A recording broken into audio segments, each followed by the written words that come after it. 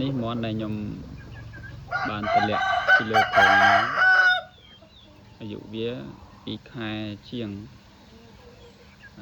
ហើយទៅនេះខ្ញុំតម្លាក់មកបាន3 ថ្ងៃហើយ3 ថ្ងៃមក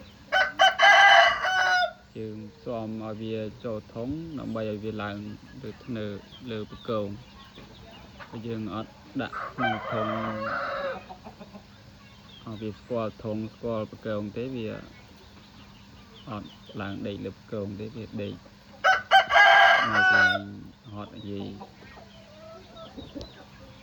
ចឹងធ្វើនឹងដើម្បីឲ្យវាស្គាល់ធុងស្គាល់បកងឲ្យវាចេះឡើងដេកលើបកងតបនឹងទៅយើងប្រឡែងវាតាមចៅធម្មតា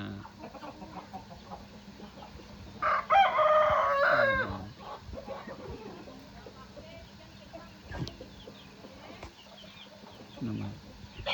យ